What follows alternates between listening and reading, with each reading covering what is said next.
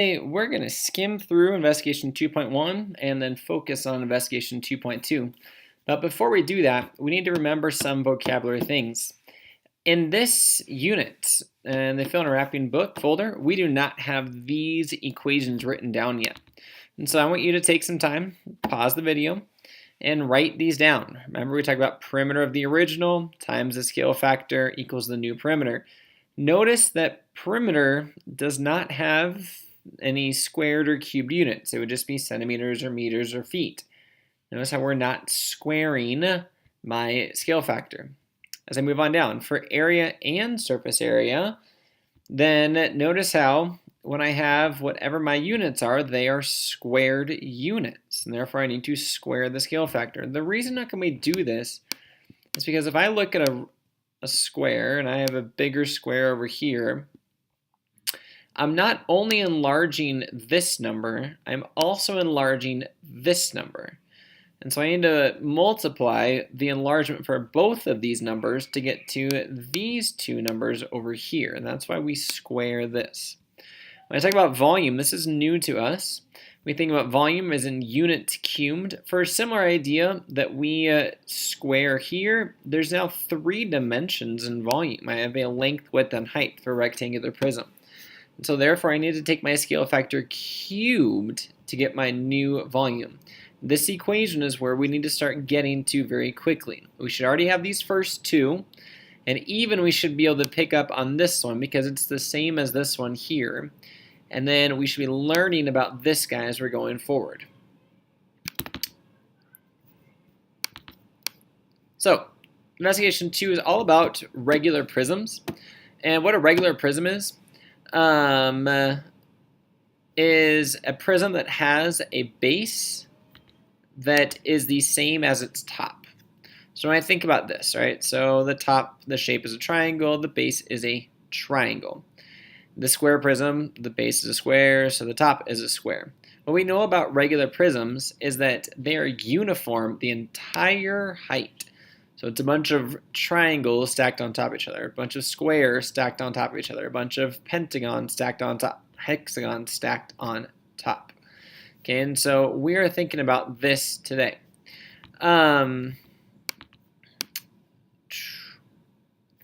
We talked, or we didn't, excuse me. When we are talking about this, Investigation 2.1 is one that we deal with some paper, and we're going to actually skip. I'm going to give you the data on it. But I want you just to stop and ask someone around you, how do you think the volume of these shapes compare? And how do you think the surface area of these shapes compare? I'm going to give you a little hint, or maybe not, but this distance for the base is the same as this distance for the base, is the same as this distance for the base, is the same as this distance for the base. So all of those are the same distance, and they all have the same height. So pause the video and ask someone around you, how do you think the volumes compare? How do you think the surface areas compare? This is what we're learning about today, so if you don't know, do not worry.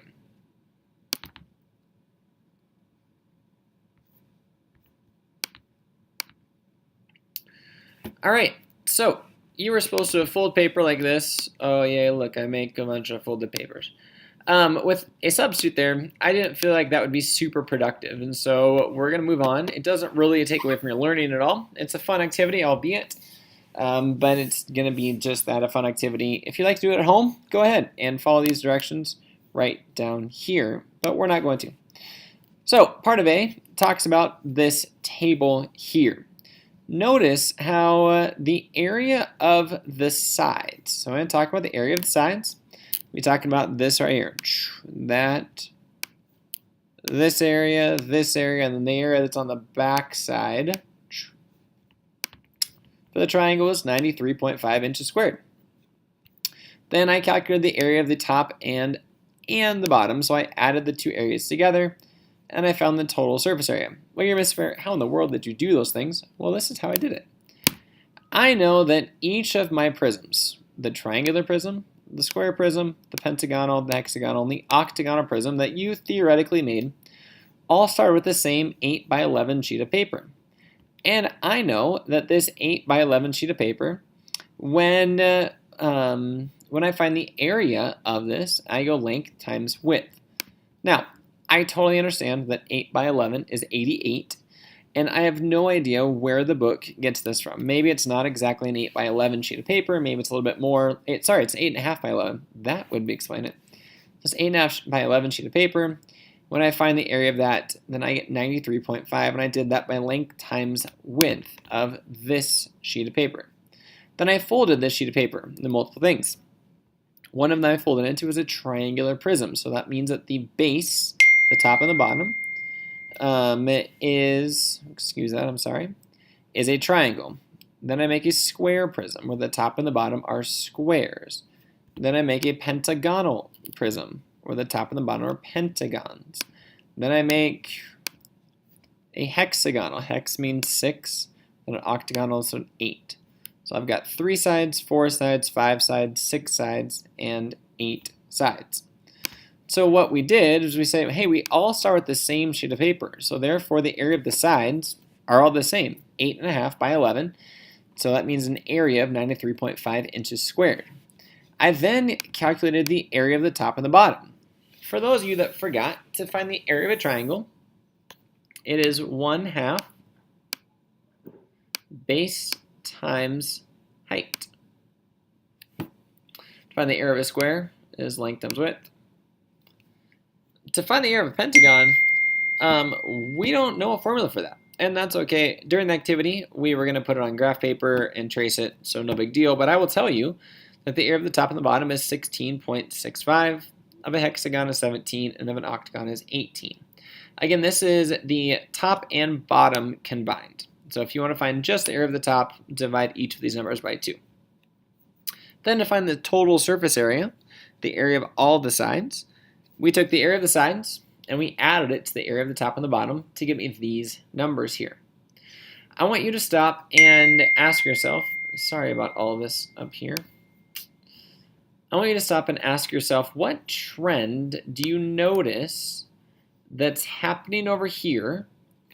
And is there any relation with the prisms over here? Go ahead and stop the video, talk to someone around you, and pick up on the next video with our next steps.